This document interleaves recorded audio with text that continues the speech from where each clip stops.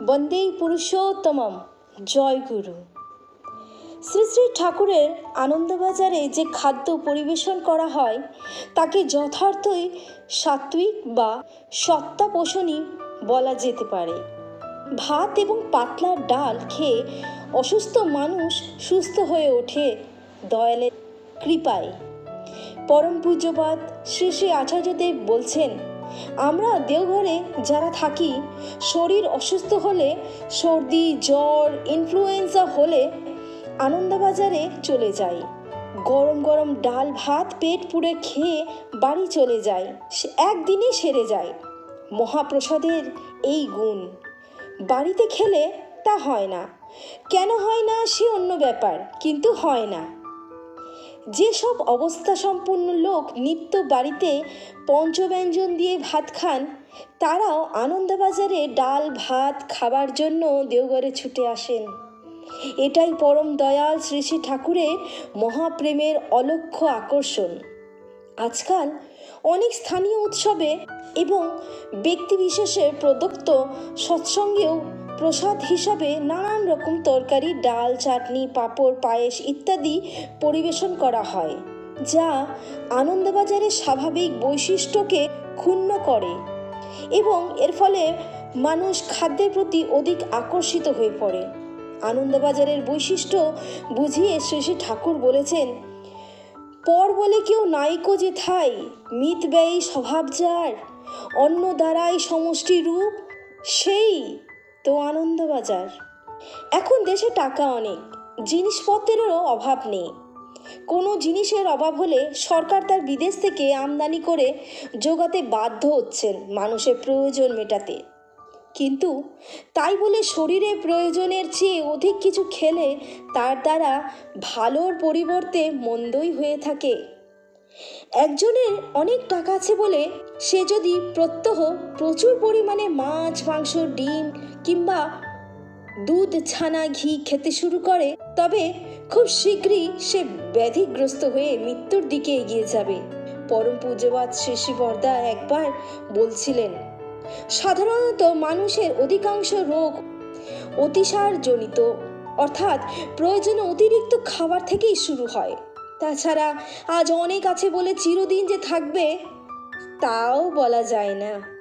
এ সম্বন্ধে একজন ভক্তের জীবনের বাস্তব অভিজ্ঞতা উল্লেখ করতে পারি, যা তার নিজ মুখে আমার শোনা। তার নাম শ্রী বিজয় কেতন মঙ্গরাজ, বাড়ি কটকে। ওনার বাবা যদুমণি মঙ্গরাজ ছিলেন তৎকালীন উড়িষ্যা বিধানসভার প্রাক্তন স্পিকার। বিজয় কেতন দা 1950-এর দশকে কটকে আকাশবাণীতে বড় চাকরি করতেন। বেশ আরামে জীবন কাটছিল।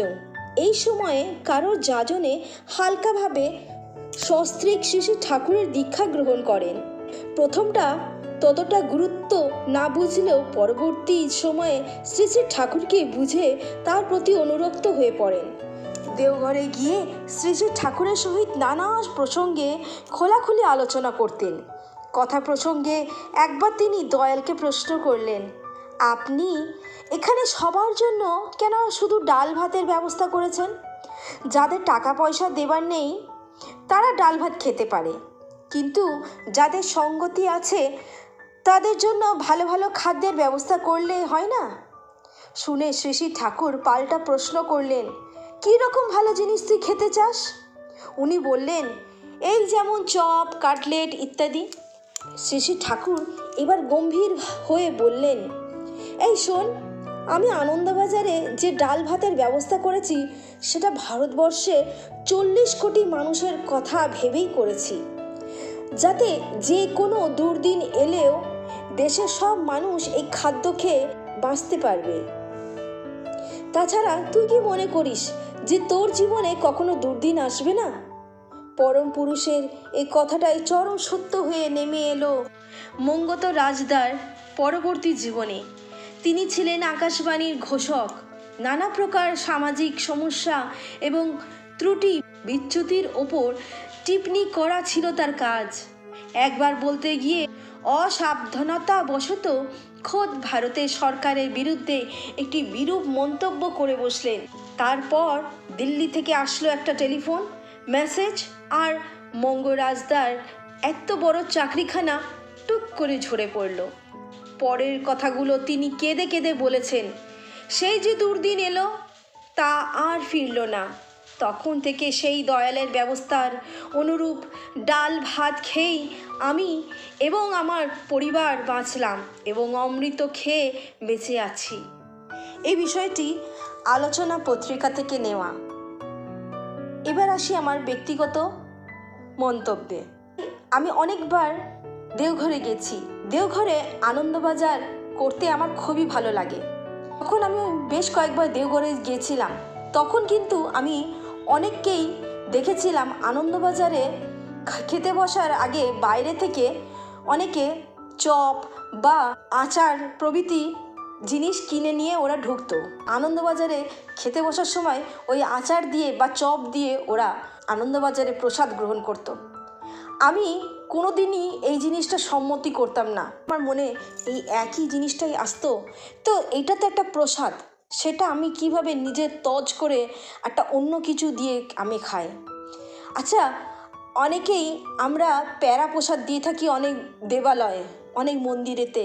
তারা সেই প্যারাটা দিয়ে তো হাতে গড়া রুটি বা পাউরুটি অনেক কিছু খেতে পারে, তো কই তারা সেই জিনিসটা তো করে না। সেই প্যারাটা তারা এমনি এমনি খেয়ে নেয়।